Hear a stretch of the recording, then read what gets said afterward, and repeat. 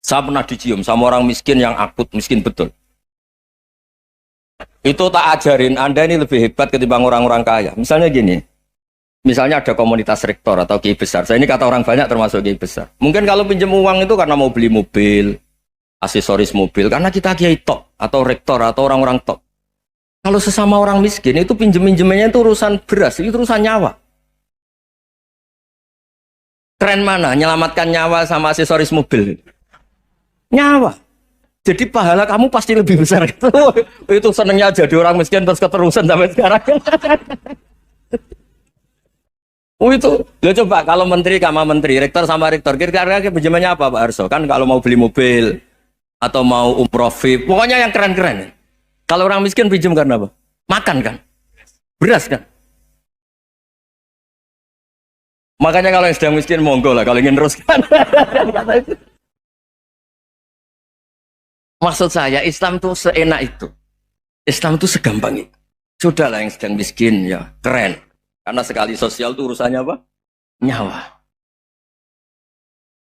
Tapi kalau miskin semua ya Indonesia bisa tutup kan. Ya sudah yang kaya-kaya itu saya mengatakan Indonesia karena bayar pajak yang menjadikan Indonesia berjalan. Tapi ya dipakai yang benar. Nah, begitu seterusnya. Ada kiai miskin cerita ke kita. Terus enak jenengan alim, terus punya santri banyak, bisa ngajar di mana-mana. Saya bilang, hebat kamu. Dia hidup di daerah tertinggal. Itu yang diajarkan kan hanya tauhid. Kan nggak mungkin desa tertinggal baca fikih perbandingan madhab. Kan nggak mungkin. Kalau yang kayak Pak Fajar, Pak Sadali kan nggak mungkin. Fikih perbandingan apa? Madhab. Menyorot madhab dunia. Kayak engke itu kan nggak mungkin. Tapi pertanyaannya, yang menyelamatkan masuk surga itu tauhid apa perbandingan madhab? Tauhid. Ini hanya mengajarkan fardu kifayah sunat-sunat. Ini Anda mengajarkan fardu ain. Surganya dulu kamu. Oh terus senangnya jadi kayak gitu. Karena yang diajarkan apa? Tauhid. Sementara kita yang gaya-gaya ini ajarkan perbandingan apa? Ada studi banding ke Al-Azhar kemana-mana. Ini enggak tauhid. Dari orang nyembah pohon jadi nyembah Allah Ta'ala. Keren enggak? Keren. Jadi terus kiai desa sama saya senangnya bukan karena tak bela. Tapi ada yang agak kurang ajar tanya saya. Kalau itu hebat kenapa Gus gak mau jadi kiai desa? Waduh.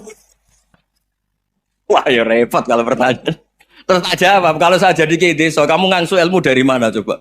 Ya dari jenengan. Ya kalau sama gobloknya ada bisa. Ya sudah Gus aja yang jadi kiai besar saja.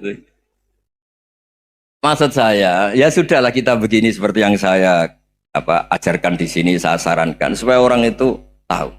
Nah, ini namanya diroyah, apa? Makanya kata Imam Ghazali itu kalau kamu ingin sopan gampang melihat anak kecil, gua aqallu minni dzamban, dia dosanya lebih kecil. Karena masih kecil kan, tentu secara dosa enggak banyak. Kalau melihat orang yang tua, gua aktsaru minni ibadatan, dia tentu ibadahnya lebih banyak karena umurnya lebih banyak. Sehingga terus semua orang lain tuh di depan kita itu hebat. Ya semua orang lain sama misalnya Pak ini rektor, apa Fathul Wahid rektor, tanggung jawabnya lebih banyak, berarti pahalanya lebih banyak. Tapi sama, ketika melihat Nyon Sewu melihat pegawainya yang secara lahir di bawahnya, ini tanggung jawabnya nggak banyak, pasti salahnya juga enggak. Itu yang diajarkan Rasulullah SAW, sehingga enak. Tapi kalau kita melihat orang lain selalu salahnya, itu pecundang. Allah saja tidak seperti itu kan, amal baik ya ada khairan, amal buruk ya ada saron, semuanya dilihat oleh Allah Subhanahu wa Ta'ala. Saya itu punya teman Gus, agak beling, agak seenaknya. Dulu miskin. Wah itu seenaknya betul. Kayak kenal Tuhan sudah.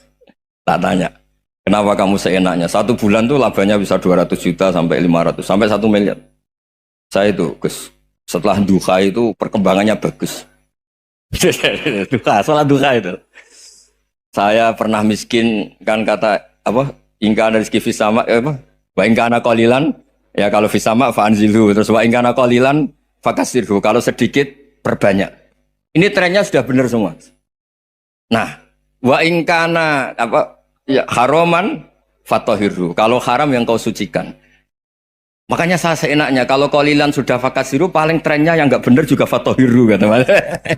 Dia yakin kalau yang nggak benar-benar sudah disucikan Allah, karena yang lain-lain sudah Dari miskin sudah kaya, qalilan sudah fakasiru. Paling yang haroman juga sudah fatohiru gitu. Tak tanya, lah kamu kok tahu? Polanya sudah ada Gus, karena sang qalilan. Kamu sembrono sama Tuhan kok begitu kan? Tapi apapun itu seneng saya. Seneng saya sering salah teh, makanya saya mohon lah. Yang sekarang miskin, sedang miskin itu ya ndak usah nyesal banget-banget. Kalau ingin kaya monggo lah, namanya orang juga ingin. Tapi Anda harus bangga. Sosial antar kalian adalah urusan nyawa dan itu pahalanya luar biasa.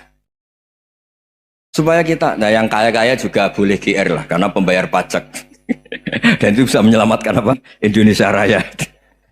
Begitu seterusnya. Itu yang diajarkan Nabi, antawadhu hatta la yabghiya ahadun ala ahadin. Kamu semua harus tawadhu sehingga antar kalian tidak saling tidak sopan, tidak saling liar, tidak saling mendolimi. Termasuk tadi sikap gak jelas tadi. Orang dolim yang sekarang dolim bisa saja tobat, yang sekarang soleh bisa saja nanti. Semuanya tuh mungkin. Kita diajari ya muqallibal qulub tsabbit qalbi ala dini. Jadi keliru kalau kita dalam banyak harus tegas, gak mesti. Al halalu bayyinun wal haramu bayyinun. Tapi ada wa bainahuma umurun mustabihat. Ada yang wilayahnya itu abu-abu. Misalnya ada perempuan cantik misalnya, contoh paling gampang. Kalau kamu ajari secara serius, kamu bisa aja tergoda jadi fitnah. Tapi kalau orang soleh gak berani ngajarin, kemudian digunakan orang fasik, malah menjadi orang nakal, kita juga tanggung jawab. Kamu mau tegas gimana? Wilayahnya sama-sama mungkin.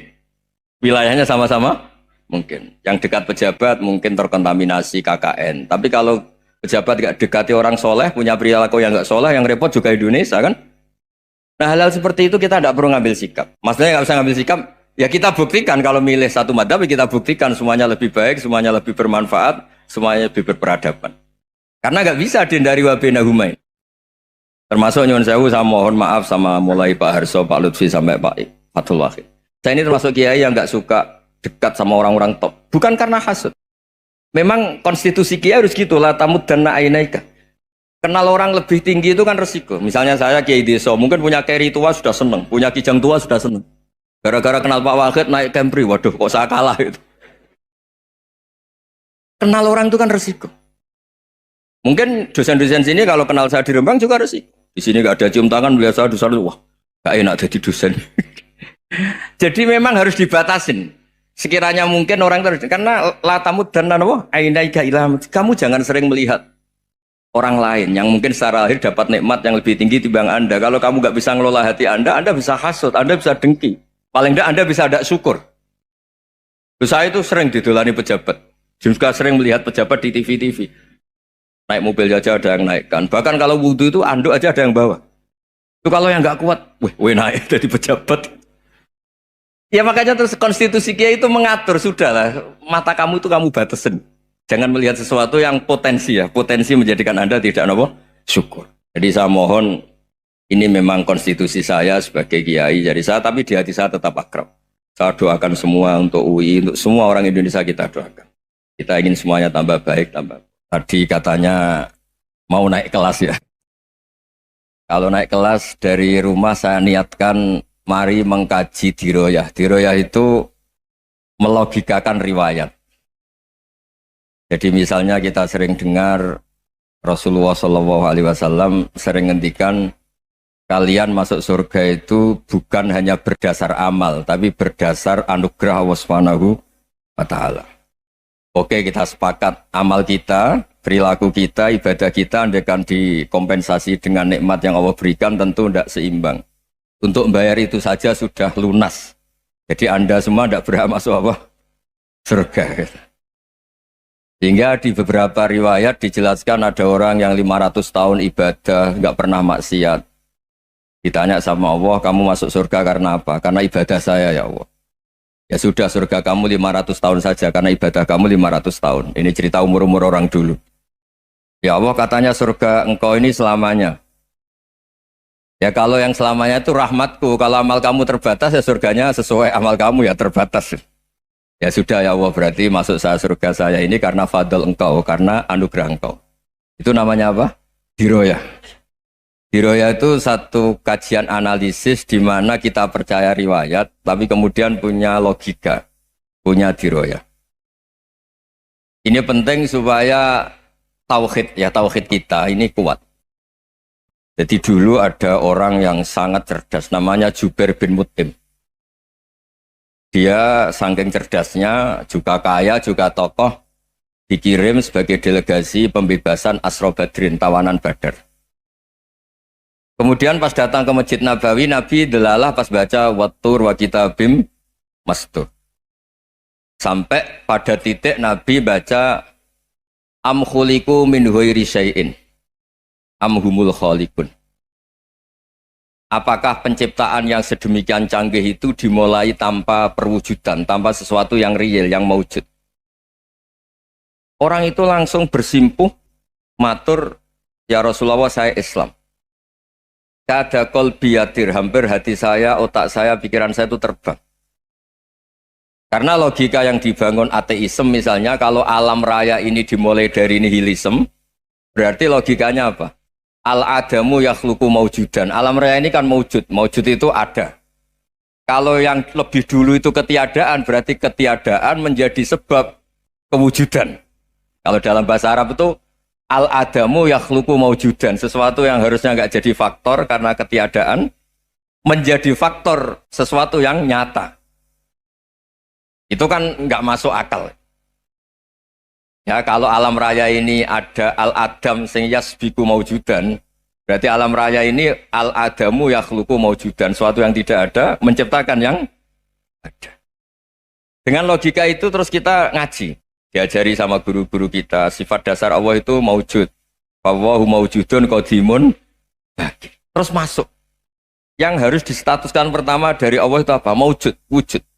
Karena dengan wujud ini layak menjadi penyebab adanya alam raya ini. Sehingga ketika kita menolak faham nihilisme atau ateisme, faham tanpa Tuhan, tanpa pencipta awal, kita punya diroyah. Bahwa tidak mungkin ketiadaan ini menjadi sebab perwujudan alam raya. Yaitu am khuliqu min ghairi syai'in. Masa alam raya ini diciptakan tanpa sebab yang nyata, yaitu wajibil wujud. Siapa itu? Allah Subhanahu wa ta'ala. Begitu juga menyangkut sholawat. Orang boleh beda pendapat tentang redaksi sholawat. Ada yang sholli ala Muhammad, ala Sayyidina Muhammad, Nabi Muhammad. Monggo lah masalah redaksi saja. Tapi setelah dianalisis, Nabi itu Pak Rektor jadi Nabi setelah Nabi Isa saking dihormatinya sampai dituhankan. Juga jadi Nabi yang ada cerita masih hangat, orang Yahudi itu bunuh Nabi. Jadi yang satu mendudukkan Nabi sedemikian tinggi sampai kayak Tuhan, yang satu menjatuhkan Nabi sedemikian rendah sampai dibunuh. Kayak apa susahnya jadi Nabi Muhammad SAW. Kemudian dengan gampang Hadaddin agama ini bikin syariat yang bernama sholawat. Redaksinya monggo lah sesuai tradisi masing-masing. Allahumma sholli ala Muhammad, Allahumma sholli ala Sayyidina Muhammad, ala Nabiyina Muhammad, monggo lah. Tapi yang jelas redaksi ini kalau didiroyah dikaji, Allahumma itu Tuhan, Tuhan itu pemberi. Wa Muhammadun wa in jalla qadruh abdun min ibadi. Muhammad apapun tinggi derajatnya tetap berstatus hamba. Sehingga agama ini terjaga oleh syihotus sholawat. Agama ini terjaga oleh redaksi sholawat. Yaitu Allah tetap pemberi sebagai Tuhan yang enggak tersaingi, la syarikalah. Rasulullah Muhammad wa in jalla qadruh. Apapun prestasinya, bisa mi'raj, bisa apa saja, tetap seorang hamba yang butuh muhtajun ila rahmatih. Jika redaksi Allahumma sholli ala Muhammad ini mengukuhkan yang Tuhan tetap Tuhan, hamba pilihan tetap hamba pilihan. Tentu dengan redaksi ini kemudian kita mendudukkan Nabi benar-benar posisi terhormat. Yaitu orang yang paling berhak dapat askat tahiyat, mendapat penghormatan Allah paling tinggi, yaitu Rasulullah Muhammad SAW. Dan itu diulang-ulang oleh Allah. Subhanalladzi asra bi'abdi. Status hamba ini diulang-ulang. Lagi-lagi ini bernama diroyah. Bernama apa?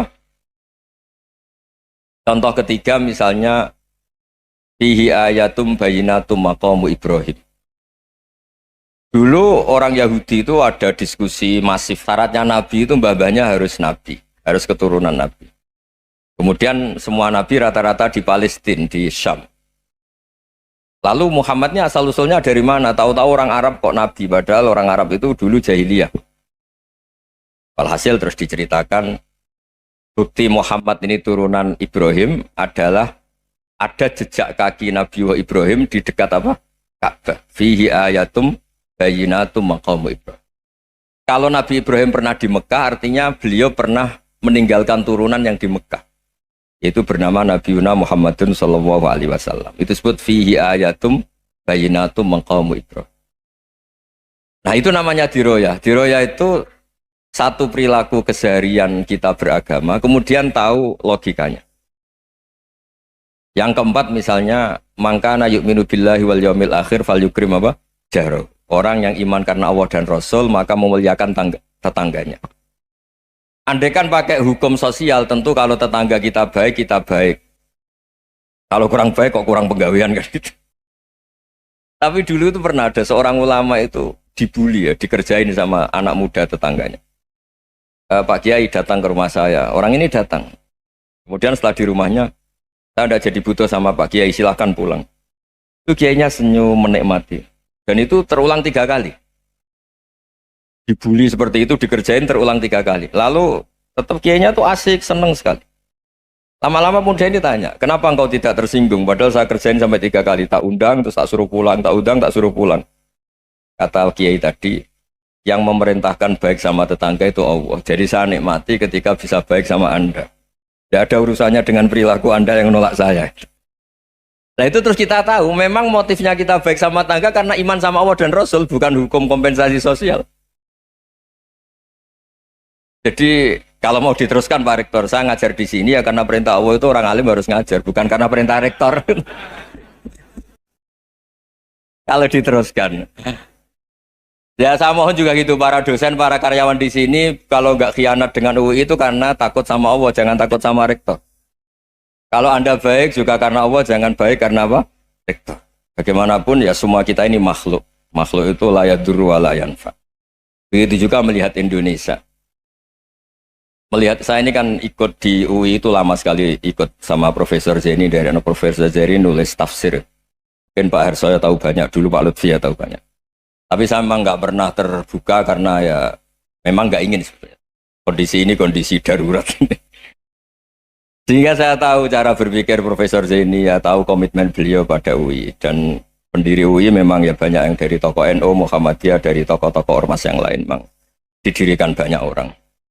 Hingga UI memang nggak milik ormas apa tertentu. Dari satu sisi memang baik, nggak dikuasai ormas tertentu, tapi nanti kalau keterusan ya nggak berbentuk. Ya sudahlah dikelola saja, sambil-sambil jelas, sambil-sambil kadang nggak jelas, yang penting ikhlas tadi. Karena kalau terlalu asobia itu jadi repot. Kita ini yang nekuni fikih itu tahu, kalau tidak kuno itu madhabnya Hanafi, kuno itu madhabnya Syafi'i. Tahu-tahu seakan-akan Imam Syafi'i itu NU, Imam Abu Hanifah itu Muhammadiyah. Padahal ini orang-orang yang sebelum NU dan apa? Muhammadiyah. Jadi kalau kita yang nekuni ilmu itu biasa saja dengan perbedaan. Tapi kalau orang-orang yang nggak siap dengan perbedaan itu sampai Allah disifati Ta'ala itu tidak terima. Padahal Ta'ala itu maknanya Maha Luhur, yang Maha Agung. Jadi ada seorang kiai kebetulan pidato pertama Pak Rektor. Assalamualaikum warahmatullahi ta'ala wabarakatuh. Ilmu balik kedua ini nggak terima karena itu dianggap bid'ah ada Ta'ala. Hanya dia bilang Assalamualaikum warahmatullahi ta'ala wabarakatuh. Itu saking asobiahnya itu Allah ditambahi Ta'ala itu tidak terima. Padahal Ta'ala itu maknanya Maha Agung. Nah itu kan jadi repot kalau asobiah gitu. Kalau kita ngadepi perbedaan itu biasa saja. Karena kita mungkin bacanya banyak, lihat hal-hal seperti itu ya. Berkohnya nggak jelas itu menjadi orang tuh bijak. Ini sekarang nakal, jangan-jangan nanti jadi orang baik. Yang sekarang baik, jangan-jangan suatu saat jadi tidak baik. Semua orang introspeksi. Nggak ada jaminan kalau kita sekarang baik akan baik terus. Nggak ada jaminan kalau kita sekarang buruk akan buruk terus. Sehingga terus banyak kiai-kiai bijak itu memang lahirnya nggak tegas. Tapi nggak tegas itu yang menjadikan bijak. Karena sama-sama mungkin. Itu yang disebut laisa laka minal amri syai'un aw yatuba alaihim wa yu'adzibum. Itu tidak wilayah kamu. Ketika Allah mengomentari orang munafik juga wa yu'adzibal munafiqina insya'a aw yatub. Bisa saja ada yang disiksa, bisa saja ada yang dikasih tobat. Karena pola yang kita analisis itu semuanya menurut kita. Bukan menurut kemaslahatan orang apa? Banyak.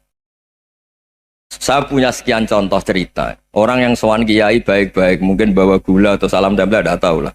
Itu tidak mesti jadi wali. Tapi Kalijogo yang kenal Sunan Bonang, itu kenalnya itu karena ingin begal. malah jadi wali. Nih. Tapi tidak usah dicoba. Umar itu nyari Nabi itu mau dibunuh. Tapi malah tobat jadi orang baik. Jadi ini penting ngaji ya, supaya tidak tegas itu, tidak jelas itu kadang baik. Nah termasuk saya juga termasuk dia yang milih tidak jelas. Saya sering gojlok gini, Fajar Hadili ini murid-murid saya sering saya gojlok. Kalau semua sistem pendidikan kayak kampus, kayak UII, kayak UIN semuanya, itu sistem yang bagus karena tertib, jam kuliahnya jelas, mata kuliahnya jelas. Kalau di pesantren itu Pak Arso itu gak tertib, tapi justru itu enak ketemu di jalan orang berani tanya. Nah, ini kalau mbak-mbak misalnya menstruasi, mau belajar haid nunggu semester berapa baru tahu. Itu bisa sekian tahun gak sholat karena nunggu pelajarannya baru diterangkan. Mau haji juga gitu, nunggu mata pelajaran haji. Kalau nggak jamnya, nggak mau dosennya ngajarin. Nah, kalau kiai kan enggak, ketemu di jalan, tanya, dijawab. Jam berapa juga dijawab. Artinya Indonesia itu berkah, ada sistem kampus yang tertib. Ya semoga termasuk tertib gajinya. Tapi tertib gajinya itu juga sebenarnya rugi. Saya sering ada pegawai negeri Gus, tolong doain saja di PNS, enak jadi. Gajinya tetap. Kata saya nggak mau kalau gaji saya tetap. Kok bisa Gus? Enak tiap bulan mesti dapat gaji. Kalau tetap nggak naik-naik kata saya. Kalau kiai gajinya nggak tetap, tapi di atas yang tetap kata saya. Artinya Indonesia itu berkah. Kalau semuanya pakai sistem pendidikan setertib ini, orang mau tanya haid ya nunggu pelajaran haid. Bab haji ya nunggu pelajaran haji. Tapi kalau ketemu kiai itu enggak. Ya semuanya saya pernah di pasar, Gus. Mau tanya apa? Anak saya keluar darah terus gini-gini. Padahal biasanya haid hanya 7 hari gini-gini. Ya sudah kembalikan ke biasanya rudat hilal adat. Itu udah usah sowan ke rumah. Juga gak registrasi dulu, gak daftar dulu. Ya ini udah nyindir cerita saja. Supaya ini bukti koalisi beneran. Jadi saya yang kiai gak tertib jam, koalisi sama yang tertib jam. Jadi kalau semuanya sistem kampus, nanti pertanyaan itu enggak bisa on time, enggak bisa setiap saat. Makanya Indonesia itu berkah. Kiai-kiai yang alim yang di jalan-jalan banyak. Juga kiai yang di kampus dokter-dokter fikih banyak. Yang nekuni ilmu umum ya banyak. Macam-macam. Itu masalah itu kalau saling mengadili itu baru masalah. Misalnya kiai ngeluh, enggak enak jadi kiai, enggak punya gaji tetap. Yang dosen ngeluh, enggak dicium tangannya. Karena memang unik Indonesia itu. Kalau guru fikih kok dosen itu tetap nggak dicium tangannya. Karena pikirannya anak-anak itu wong sudah bayar disuruh nyium. Itu kayak di alam sadar tuh gitu. Kalau kiai itu kan anak-anak nggak bayar itu. Ya opanya cium tangan itu. Makanya kalau kiai tidak keramat bisa mati karena cium tangannya doang itu bisa mati itu kiainya. Ya ini cerita. Supaya saling menghormati, saling. Nah dulu itu perbedaan itu urusan sudut pandang. Ya saya ulang lagi, perbedaan itu sudut. Allah yang Tuhan saja sering didebat sama nabi-nabinya. Karena urusan sudut pandang, apa? Saya beri contoh ya. Suatu saat Khalilur Rahman Ibrahim itu saatnya meninggal sama Allah, Israel disuruh. Itu Ibrahim saatnya meninggal, ambil nyawanya. Setelah datang ke Ibrahim, ya Khalilur Rahman Ibrahim, saya disuruh nyabut nyawa Anda. Itu Israel dipaksa mikir sama Ibrahim.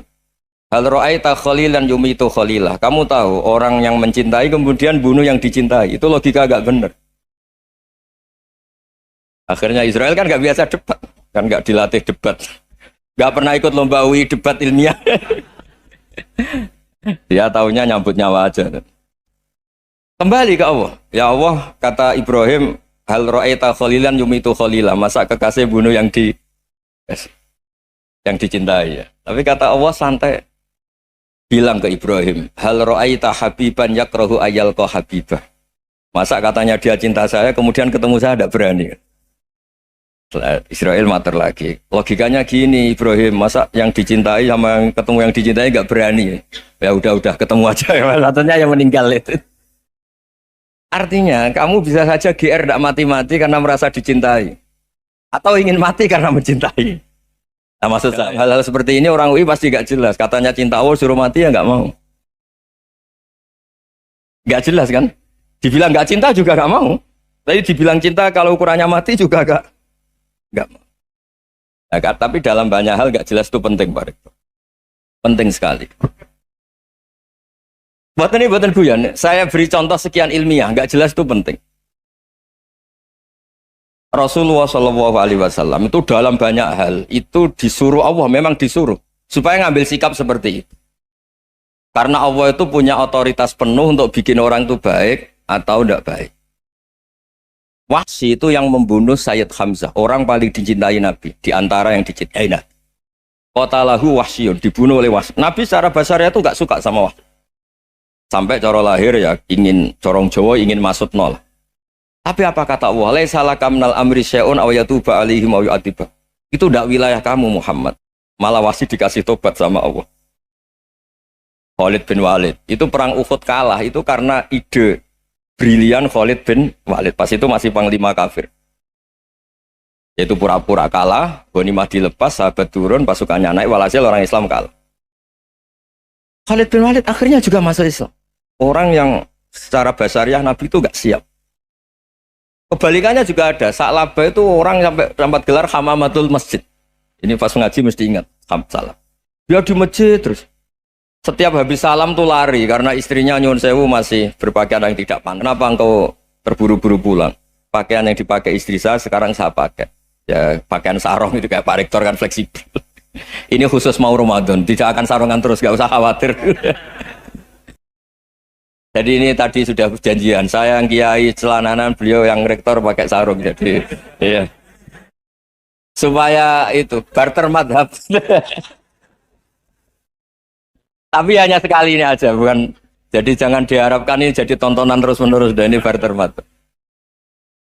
Saya sama Profesor Kores juga sering gitu. Saya pakai sarung yang dihadiahi beliau, beliau pakai sarung yang dihadiahi saya. Memang itu tradisi Islam. Tahadau tahabu, kamu saling memberi hadiah maka kamu saling mencintai, bukan riswah, bukan riswah. Walhasil terus Sa'labah ini buat saya didoakan Nabi supaya saya kaya, supaya tidak sering ganti-ganti pakaian seperti ini sama istri saya. Jangan-jangan kamu miskin itu lebih baik. Ngotot minta didoakan. Didoain Nabi kaya terus lama-lama ninggal sholat, ninggal jamaah. Itu Allah belum tersinggung. Yang mulai Allah tersinggung itu kan saya sering fatwa di mana-mana, sering memberi saran. Mumpung kamu miskin itu sering sedekah, karena kalau sudah kaya itu tidak bisa. Saya memberi analogi gini. Kalau saya masih santri miskin, punya uang 100.000, diminta guru saya 50 tak kasihkan, padahal itu 50%. Punya 2 kambing kurus, diminta guru saya 1 pasti tak kasihkan, padahal itu 50%. Jadi kalau punya sapi Brahman atau sapi limusin yang harganya itu 100 juta, punya 2, diminta 1 boleh enggak? Tidak boleh. Saya punya motor butut 2, diminta teman saya 1 boleh. Tapi kalau Davidson Harley itu nggak boleh. Itu. Nah, walhasil itu kalau kita miskin, misalnya kita zaman kuliah atau zaman mondok atau zaman apa saja, punya uang 100.000, nartik temannya sampai 50.000 kan biasa. Tapi setelah 1 miliar, berani nggak kamu kasihkan 500 juta? Sama-sama 50%. Enggak kan? Nah, Sa'labah gitu, ketika zakat masih per 40 kambing 1 kambing itu sebenarnya kan masih ringan. 41, 82. Kambingnya itu sudah mabenal jabalen. Barang dihitung zakat karena sudah ribuan, jumlahnya sampai 400 kambing. Banyak lah pokoknya. Terus kata Sa'labah, ini pemerasan. Karena jumlahnya besar. Allah tersinggung karena nabinya dianggap narik zakat itu dianggap khoros, dianggap pemeras. Allah tersinggung kemudian fa'aqobahum nifakon fi qulubihim ila yaumil. Dia ditegur munafik. Semenjak itu terus tadi kembali gak jelas tadi. Jadi kalau makanya itu pakar-pakar akhlak ya, pakar-pakar etika peradaban. Itu tertampar betul ketika Nabi urusan ilmu itu mengabaikan itu kalau sudah urusan ilmu. Misalnya begini, ada urusan ilmu, ada mbak-mbak cantik atau ibu-ibu cantik. Itu dalam Islam itu diajarkan jangan sopan-sopan banget. Kata Nabi, karena kekuatan ilmu itu di atas kekuatan akhlak, di atas kekuatan adab. Ya nisa an-nabi lastunna ka ahadim minan nisa. Ini taqaitunna fala takhdu'na bil qaul. Fa yatma alladzi fi qalbihi maradun. Misalnya ada babak cantik, menarik, kemudian sopan misalnya sama Pak Fajarin sama dosen-dosen. Monggo binara. Wah itu bahaya pikirannya kemana-mana itu. Orang yang imannya pas-pasan, wih berarti mau. Maksud saya kalau cantik, menarik, ketemu di jalan, biarin aja dosennya mau kemana, biarin aja.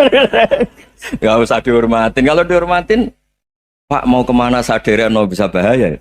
Nah, biarin aja. Kalau tanya, Dek ini alamatnya mana? Cari sendiri Pak. Karena hanya dengan cara itu, si Pak dosen ini gak kepikiran. Gak ada orang suka orang kedus itu gak akan. Tinggal sudah cantik, sopan. Wah bisa pikirannya macam-macam. Itu ilmu. Fala takhdu'na bil qaul. Kamu jangan terlalu lirih kalau ngomong. Fayat ma'alladzi fi qalbi maradun. Orang yang pikirannya masih kotor pasti berpikir yang negatif. Anda mungkin demi sopan sama dosen Anda. Tapi sejauh mana dosen Anda juga berpikir positif. Itu kan uji iman sama uji nyali. Nah, sama pejabat yang sopan sama kiai mungkin punya Alphard, punya Robicon, punya terus bawa uang banyak.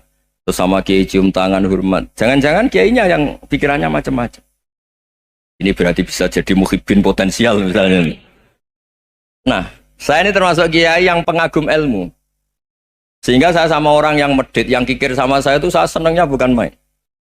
Kenapa? Karena kalau orang medit itu gak berhak. Kalau orang lomo 1 juta minta surga, 2 juta ya minta apa? Surga. Gus, salam template 200.000 aja kadang minta surga. Tapi kalau yang kikir-kikir ya sudah salaman tok sudah. Gak minta apa-apa kan dia tahu diri, oh gak bayar kok minta. Maksud saya Islam itu luas, dinikmati saja Pak. Dinikmati saja. Nah itu diroya, maksudnya itu diroya. Diroya itu kamu tahu aturan Islam itu kamu harus yakin khairihi wa syarrihi minallah. Semua itu ujian, tapi kemudian dikaji.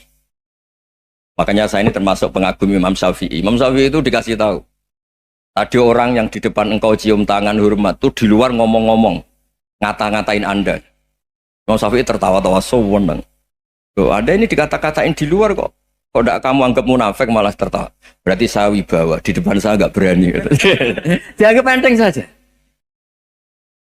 Dibilangin, sebagian orang kampung sini nggak suka sama engkau. Baguslah, tidak akan pinjam uang sama saya. Di mana-mana orang pinjam minta tolong itu karena seneng. Kalau benci kan enggak. Intinya dianggap enteng saja. Yang terjadi di dunia itu semuanya dianggap enteng saja. Man asa ilaika faqat atlakoka. Yang berburuk sama kamu itu membebaskan kamu. Coba kalau akrab, titip. Ya misalnya akrab sama Pak Fajar. Bilangkan ke Pak Rektor, sangkap atau jadi guru tetap atau apa kan ribet. Kalau tidak cocok kan nggak minta apa-apa. Makanya hati-hati Pak Rektor sama yang akrab-akrab itu. Itu dulu saya juga nggak paham. Di antara wasiat Bapak yang sering diulang-ulang tuh itu. Suatu saat kamu jadi kiai, ngelola orang nggak seneng tuh gampang. Sudah, situ orang lain. Tapi kalau ngelola orang orang seneng tuh repot. Mintanya aneh-aneh. 100.000 aja minta surga. Hanya teman tenis saja minta naik jabatan. Intinya itu ya sudahlah dikelola. Yang seneng ya berkah, mungkin teman berjuang, teman diskusi. Yang nggak seneng ya berkah, karena ini tidak minta macam-macam, tidak seneng. Nah itu namanya diroya. Diroya itu satu kajian keilmuan yang menjadikan kita ini nyaman dengan riwayat-riwayat, panduan-panduan dari Rasulullah Shallallahu Alaihi Wasallam kayak tadi. Kenapa sih tentang baik sama tetangga, baik sama tamu? Hitung-hitungannya itu mangkana yu'minu billahi wal yaumil. Ya, ngoten mawon. Assalamualaikum warahmatullahi wabarakatuh.